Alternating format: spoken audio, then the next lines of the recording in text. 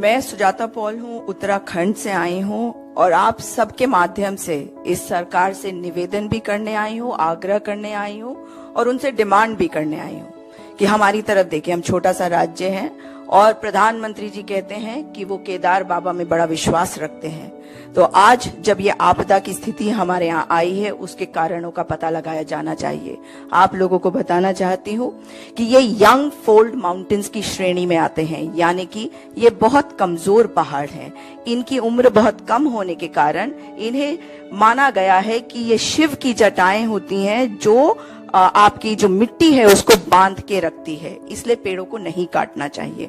मगर आपको बता दूं कि 4 धाम रूट को लेकर या रेलवे प्रोजेक्ट को लेकर जो बहुत बड़ी बड़ी बातें केंद्र के द्वारा करी गई हैं, उनके कारण आज उत्तराखंड इस स्थिति में पहुंच गया है।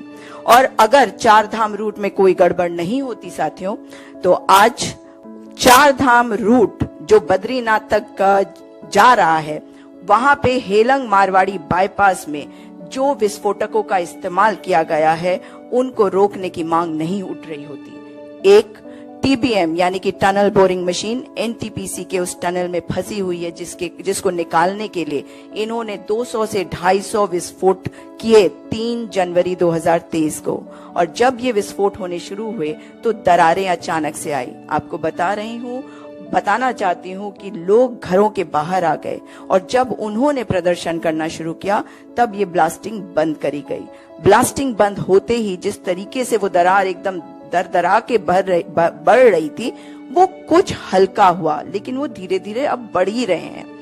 मैं ये बताना चाहूंगी आपको कि हमें ये समझना पड़ेगा कि हिमालय रेंज है क्या।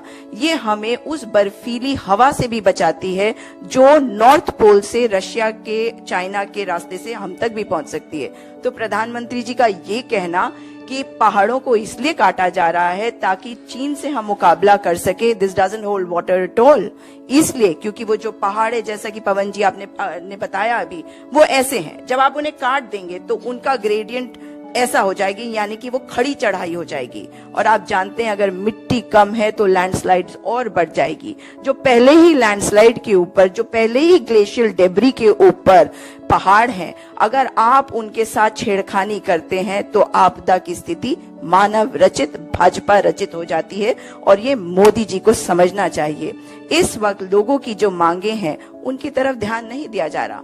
अभी बार बार कहा जा रहा है प्रधानमंत्री जी ने संज्ञान लिया, तो प्रधानमंत्री जी ने संज्ञान लिया एक संघीय ढांचे पे, मुख्यमंत्री किस बात का? और इसीलिए राजनीतिक कारण देखिए, 3 मुख्यमंत्री दिए थे पिछली बार और वही वाले मुख्यमंत्री जो हार गए उनको दोबारा से इलेक्शन लड़वा के जितवा के मुख्यमंत्री बनाया गया। तो आप मुझे बताइए कि क्या उनके अंदर हिम्मत होगी कि प्रधानमंत्री को ये कह सके कि इस प्रोजेक्ट को रोका जाना चाहिए?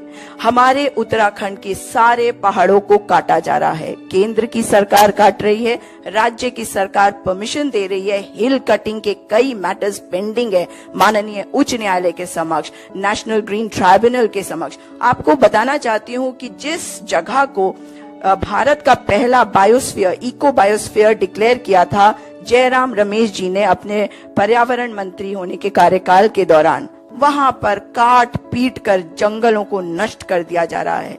आप इस बात को अगर इस तौर पे समझेंगे कि जो जैव विविधता है उसकी हत्या हो रही है, मगर साथ में आज जोशीमठ के लोगों के साथ क्या हो रहा है, उनके साथ भी बहुत बड़ा अन्याय हो रहा है। अगर आप जोशीमठ जाते हैं तो आपको लगता है कि एक तरफ आप वैली ऑफ फ्लावर्स में जा रहे हैं, दूसरी तरफ आप बद्रीनाथ मंदिर की तरफ जा रहे हैं, मगर आज वहां का कल्प वृक्ष, 2500 साल पुराना कल्प वृक्ष, जिसके नीचे बैठकर आदि गुरु शंकराचार्य जी ने तप किया था, वो भी फट चुका है। तो केवल ज्योतिर्मठ नहीं, वो कल्प वृक्ष जो आपकी और मेरी धरोहर है, वो भी फट रहा है। क्या इन्हें बचाने की जरूरत नहीं है?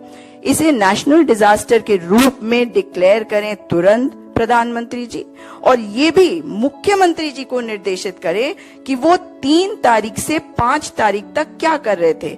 3 तारीख को दरारें बढ़ी, 5 तारीख को एसडीएम के निर्देश आए कि ब्लास्टिंग को रोक दिया जाना चाहिए, सारे कार्य बंद होने चाहिए।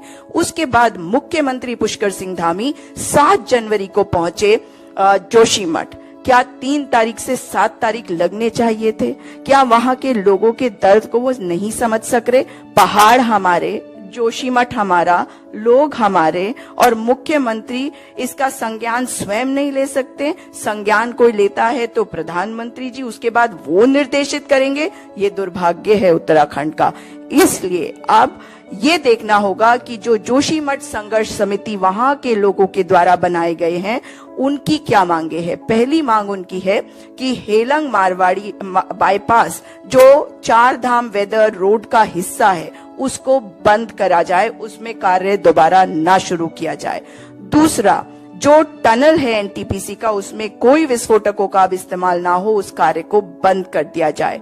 तीसरा, जो बीमा इनको मिलना चाहिए था वहां के लोगों को, जो ओरिजिनल अग्रीमेंट हुआ था उसमें यह था कि जो लोग हैं अगर उनके साथ कोई हादसा होता है तो उनका बीमा करा जाएगा, वो अब तक नहीं हुआ, उस बीमा को करा जाना चाहिए। संघर्ष समिति और जो बाकी लोग हैं जोशीमठ के, उनको एक समन्वय समिति का हिस्सा बनाकर, एक समिति बनाकर मुख्यमंत्री से वार्ता भी करी जाए, पीएमओ से वार्ता करी जाए, ताकि नुकसान का जायजा लोगों को साथ लेकर करा जाए। ये लोकतंत्र है, इसमें तंत्र नहीं जन ही आगे रहेगा, और ये प्रधानमंत्री हो या मुख्यमंत्री हो, उनको समझना भी पड़ेगा और मानना भी पड़ेगा। तो हमारी जो मांगे हैं उनकी तरफ ध्यान देते हुए मैं उम्मीद कर रही हूं कि जैसा कि अभी पवन खेड़ा जी ने भी कहा कि इसमें नेशनल डिजास्टर इसको इसलिए डिक्लेयर करना चाहिए क्योंकि हमारे पास उतने संसाधन नहीं है कि हम इस डिजास्टर को हैंडल कर सके। इसलिए आज हम सब भी आपके सामने हैं। आप लोगों की मदद के बिना जोशीमठ के लोगों की आवाज नहीं